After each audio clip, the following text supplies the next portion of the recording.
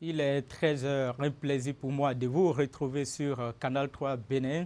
Et c'est d'ailleurs l'heure de vous informer sur votre chaîne préférée sur le www.canal3télévision.com. Voici les sommaires de ce journal. Dans les titres de l'actualité électorale avec la Sénat et les partis politiques, 24 heures après la clôture des dépôts de candidature, de bonnes nouvelles tombent pour certains partis politiques, d'autres continuent pour le moment de faire quelques réglages. Quelles sont les formations politiques qui ont réussi à obtenir déjà leur récépissé provisoire? Vous en saurez dans ce 13 heures. En titre également, cette descente hier du maire de la ville de Cotonou, l'autorité municipale a fait le tour de certains arrondissements pour constater le démarrage effectif des travaux de voirie. Ali Moumouni nous fait le point dans cette édition. Et enfin, cette cérémonie de remise d'équipements de fonctionnement et de matériel de transformation à des groupes de jeunes des communes du département du Koufom. L'œuvre est à l'actif du groupe d'action pour la solidarité et d'initiative de développement. Voilà pour les titres. Bienvenue, bonjour à tous. 24 heures après la clôture du dépôt des dossiers de candidature à la Sénat, de bonnes nouvelles tombent pour certains partis politiques. Parmi eux, il y a ceux qui ont déjà réussi pour le moment à remplir les critères et figurent donc les partis du Bloc républicain et l'Union progressiste. Appréciation des heureux et les avertissements du président de la commission électorale dans ce reportage signé Tanguy Agoy. Sur leur visage et dans leurs premiers propos, l'expression de la grande délivrance. L'Union progressiste et le Bloc républicain viennent de décrocher à leur grand bonheur leur récépissé provisoire respectif qui reconnaît et établit officiellement la complétude des près de 4000 dossiers fournis pour les 546 arrondissements à travers le Bénin. Moment de grand soulagement. Très soulagé parce que c'est pas facile. Vous savez, 3630 dossiers, candidats du moins, et 8 pièces par candidat, c'est un parcours de combattant. Je crois que ce n'est pas une satisfaction personnelle, mais c'est la satisfaction de toute une équipe. Une équipe supervisée par le président Bruno Amoussou, mais une équipe à laquelle le président Amoussou a laissé la main. Ce récépissé provisoire que nous venons d'avoir, dans les heures à venir, nous allons le transformer en récépissé définitif. Pour y arriver, il y a encore quelques détails à régler au niveau des dossiers que les représentants ont promis faire pour les 48 heures à compter de ce jeudi. Exigence rappelée d'ailleurs par le président de la Sénat qui avait dû recourir à la menace de vider la cour de l'institution qui gorgeait encore de monde avec des dossiers non encore admis. Au moins au niveau de la complétude, on n'a pas eu grand-chose à leur reprocher. Nous attendons la suite. La suite, c'est quoi? C'est les autres partis dont nous sommes actuellement en train d'examiner les dossiers de complétude sur le volet de la candidature et des dossiers eux-mêmes. Dans tous les cas, la loi nous dit que c'est dans 8 jours. Dans 8 jours, on aura tout fini et ils auront 3 jours pour essayer, comme on dit, d'arranger les pièces qui comportent des insuffisances. Par terre, dans la cour de l'institution, des piles de dossiers qui traînent encore, pendant que d'autres passent leur examen avec les membres de la structure chargés de contrôler les pièces. Mais pour la plupart, on reste serein quand bien même l'ultimatum est passé. Le secrétaire général et le trésorier général du parti sont actuellement en train de plancher devant la commission de la Sénat qui étudie les dossiers. Et vous savez que, vous nous voyez, nous sommes sereins. Nous ne faisons pas comme les autres qui sont arrivés ici, travailler d'hier à aujourd'hui comme si la date limite du dépôt des dossiers est le 12 mars 2020. Je pense que c'est une violation de la loi. Très confiants, nous sommes sereins. Nous sommes sereins. D'ailleurs, je t'ai dit que tout à l'heure, nous avons reçu des témoignages de la part de ceux qui sont sur nos dossiers. Après le PAD, je crois qu'ils vont nous recevoir. Vous avez espoir? Bon, on se nourrit d'espoir, nous autres. Ils sont encore 7 partis politiques à subir le contrôle, tenant entre pression et lassitude. Des équipes et autres états-majors de partis politiques ont dû passer la nuit sur place pour être sûrs d'être au rendez-vous du 17 mai prochain. Les 12 et 13 mars 2020, le Bénin abrite la réunion de la Commission consultative sous-régionale de l'Afrique francophone de l'Internationale des services publics. Le thème retenu pour ces assises est la syndicalisation et la croissance. La cérémonie d'ouverture des travaux qui a eu lieu jeudi a été présidée par le représentant du directeur général des impôts, Ali Moumouni, Henri Ganti. C'est une rencontre qui regroupe les membres de l'Internationale des services publics autour d'un sujet d'actualité du monde des travailleurs, la syndicalisation et la croissance. Il s'agit ici d'une réunion de la Commission consultative sous-régionale pour l'Afrique francophone. Durant 2 jours, les participants venus des différents pays et de nombreux secteurs des services publics auront à faire le point de leur rencontre afin d'évaluer les avancées, mais surtout discuter des enjeux de la croissance syndicale. Le choix porté sur mon pays, le Bénin, tout en restant un fait des hommes, est le témoignage du sérieux qui a toujours caractérisé le SINATRIB dans le respect de ses engagements vis-à-vis de l'Internationale des services publics, ISP, dont il se trouve d'ailleurs être le seul affilié au Bénin. Je vous convie tous à faire chacun et chacune toutes les propositions qu'il faut, à prendre toutes les résolutions idoines qui nous permettront demain ajouter au plan d'action de la sous-région, au plan d'action de l'ISP, pour qu'arriver dans nos syndicats respectifs, dans nos pays respectifs, que nous puissions désormais rendre nos syndicats plus visibles qu'ils ne le sont aujourd'hui, rendre l'ISP plus visible qu'elle ne l'est aujourd'hui. Au cours des 2 jours de travaux, il sera présenté aux participants, membres de l'Internationale des services publics, un plan d'action qui représente la nouvelle feuille de route de l'organisation. Pour le représentant du directeur général des impôts du Bénin, toute économie moderne a besoin de la contribution active des travailleurs. C'est pourquoi, selon lui, cette réunion sous-régionale qu'abrite le Bénin est une occasion pour définir de véritables stratégies d'action. L'audience syndicale recule certes, mais je reste convaincu que de ce creuset d'échanges jaillira une aube nouvelle. C'est pourquoi je voudrais exhorter chacun des participants à s'associer à l'effort commun pour que ce soit mené des débats ouverts et inspirés en vue de définir de véritables plans d'action et d'en tirer de riches conclusions. L'Internationale des services publics est une fédération qui regroupe plus de 700 syndicats, représentant 30 millions de travailleurs dans 154 pays. Au-delà du fait qu'elle arrive à faire entendre sa voix auprès de grandes organisations internationales, l'ISP défend les droits syndicaux et lutte pour l'accès universel des services publics de qualité. Le maire de Cotonou est descendu hier dans certains arrondissements de la ville. C'est bien pour constater le démarrage effectif des travaux de voirie. Il s'agit d'une action de la municipalité qui vise à rendre praticables les routes en terre. Lors de sa sortie, Isidore Nyonofou a fait le tour du 6e arrondissement de Cotonou. Reportage. C'est des actions pour compléter les actions du gouvernement. À l'approche de la saison pluvieuse, la municipalité de Cotonou met déjà en œuvre des actions pour faciliter la circulation dans la ville. C'est le but de cette descente du maire dans le 6e arrondissement. Isidore Nyonofou est allé constater le démarrage effectif des travaux de voirie dans cette localité.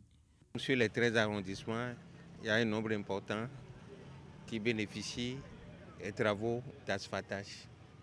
Mais nous avons constaté qu'au niveau de certains arrondissements, qu'il faille mettre en œuvre quelques actions complémentaires pour contenter un tant soit peu les populations.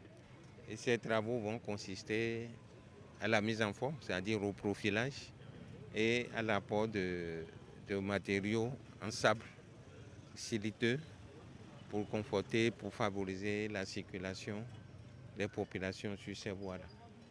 Donc comme j'ai l'habitude de le dire, nous essayons de marcher dans les sillons de progrès tracés par le chef de l'État.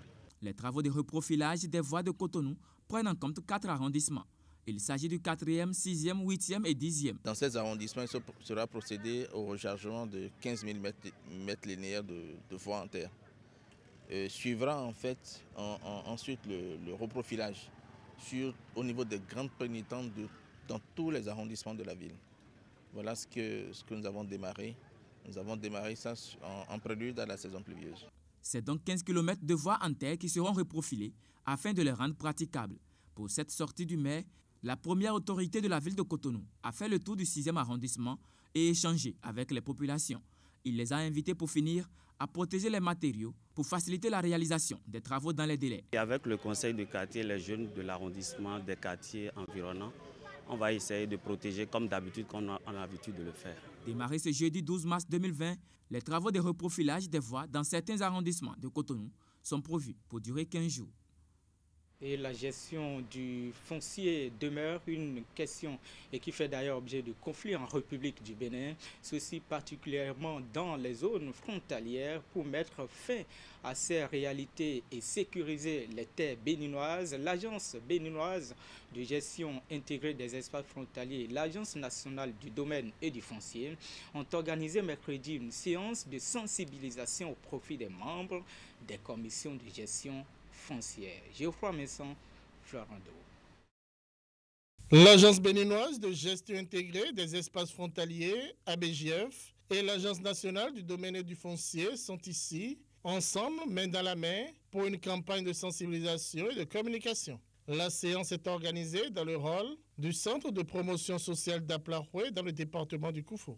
Les participants sont des membres des commissions de gestion foncière, COGEF, et des sessions villageoises de gestion foncière, SVGF. Nous qui prenons part à cette sensibilisation aujourd'hui, nous allons les répercuter sur les populations. Les discussions ont porté notamment sur les nouvelles dispositions du Code du domaine et du foncier et sur la sécurisation des terres béninoises en zone frontalière. Il a d'ailleurs été souligné que dans une commune comme Aplaroué, des terres situées dans les arrondissements de Lonkley, d'Ekpo, Atomé et Aplaroué font l'objet régulier de prédation. Nous avons 14 563 km de superficie seulement. Malheureusement, tous les pays qui nous entourent, avec des fourchettes ou des couteaux, coupent chacun la partie qui l'intéresse. Nos compatriotes ont la facilité de vente à vil prix les terres frontalières. Après un certain moment d'exploitation, ces voisins commencent par réclamer la nationalité togolaise nigériane à ces terres. Alors ça a créé tellement de tensions entre nous et nos voisins que le gouvernement a demandé à codifier ce domaine-là. Au total, au moins 200 hectares de terres béninoises illicitement cédées à des étrangers ont été récupérés. Conscient de son rôle, l'ABGF continue ses efforts pour la sauvegarde des terres béninoises. Toujours dans le département du Koufou, on parle de cette remise d'équipements de fonctionnement et de matériel de transformation à des groupes de jeunes des communes du Koufou. C'est un geste de l'ONG Gracie, du groupe d'action pour la solidarité et d'initiative de développement. Le geste s'inscrit dans le cadre du projet de promotion de la santé des droits sexuels. Geoffroy Messon. Du renforcement de capacité en matériel et équipement à des jeunes de la zone sanitaire à Plaroué Dogbo Diakotome. Il est l'œuvre ici du groupe d'action pour la solidarité et d'initiative de développement Grazid ONG par le biais du projet PSDSR, promotion de la santé et des droits sexuels reproductifs. Merci à tous ceux qui ont œuvré, pour qu'aujourd'hui ces groupements bénéficient de ce don.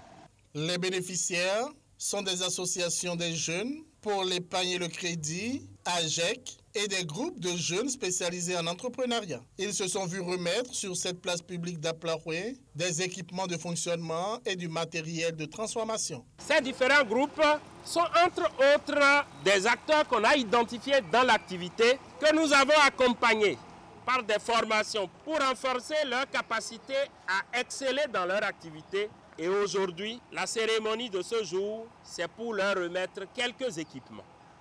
Les équipements que vous voyez dressés coûtent un ensemble de 7 274 500 francs. Le projet PSDSR est mis en œuvre par le consortium ABMS, ABPF et CARE International qui en assure le lead. Il est financé par le gouvernement du Canada et le Royaume des Pays-Bas.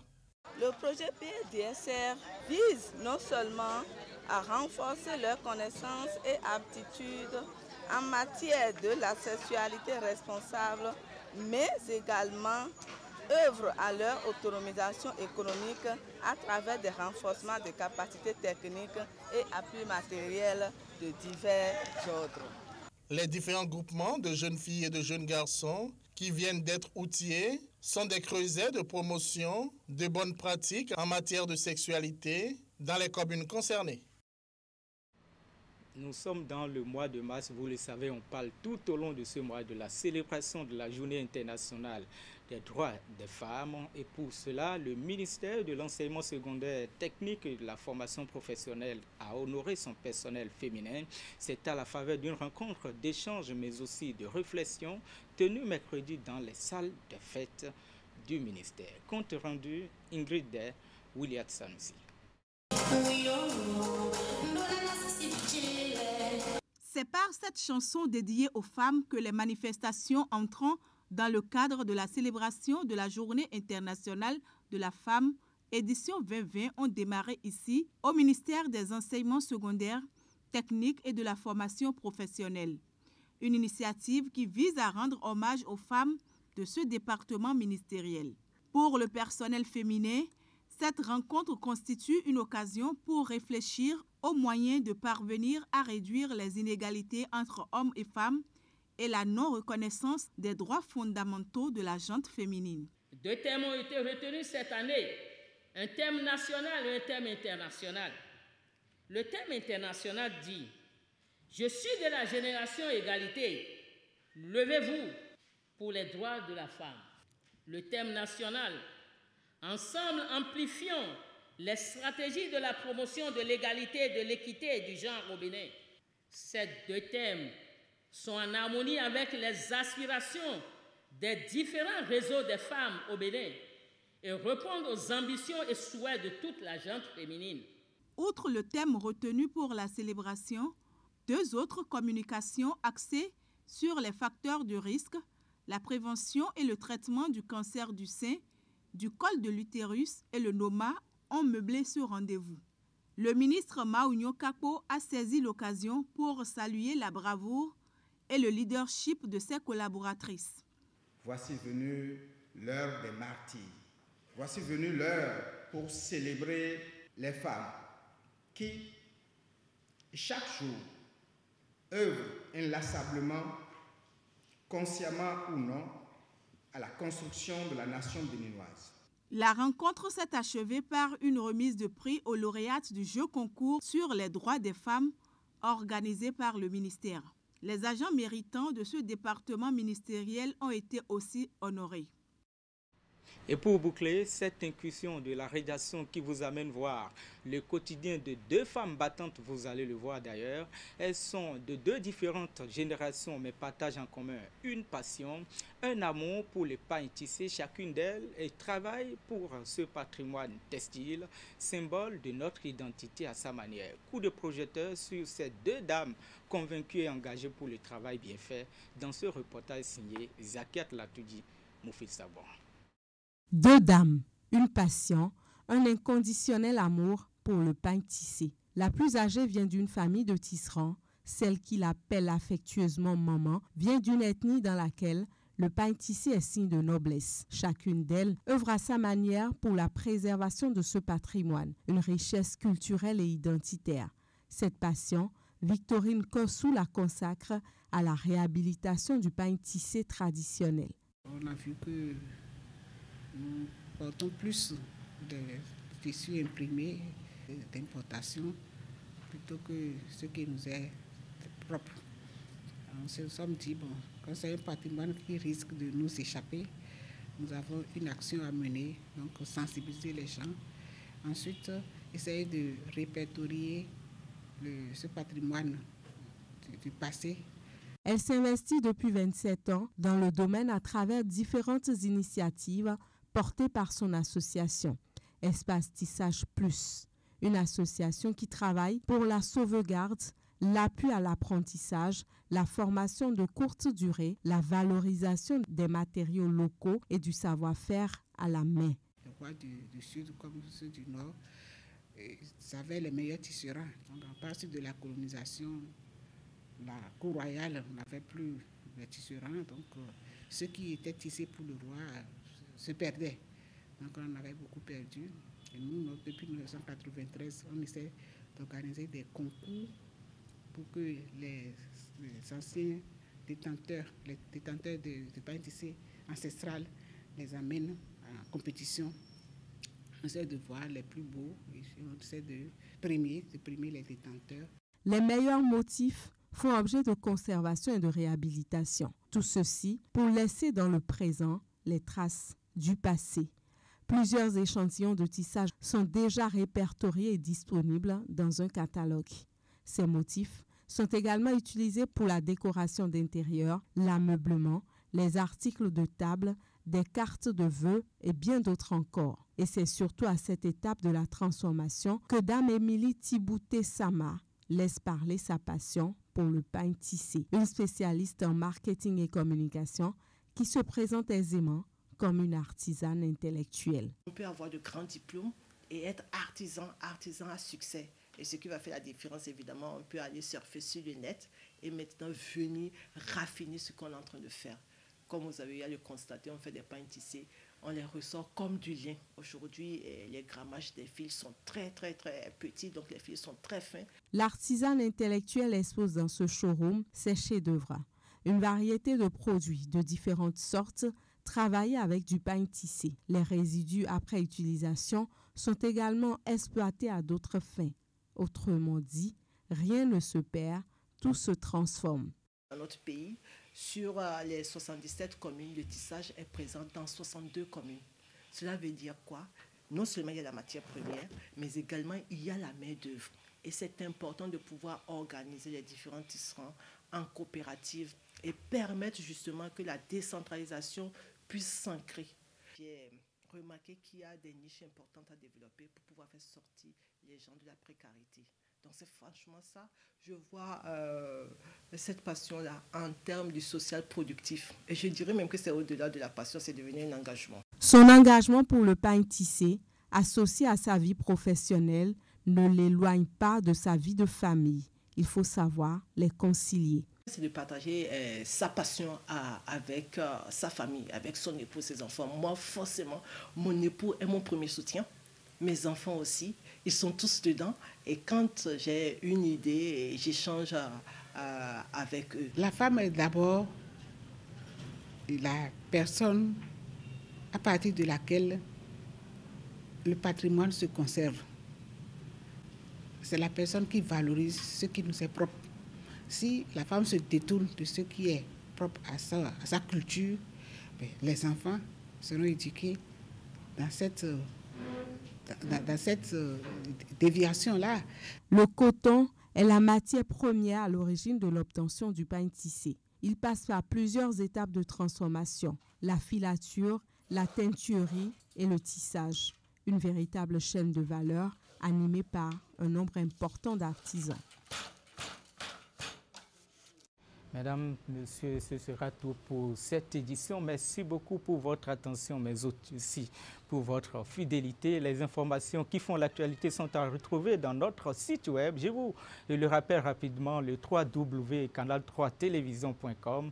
Bonne prière de vendredi à la communauté musulmane. Je vous retrouve demain, 13h.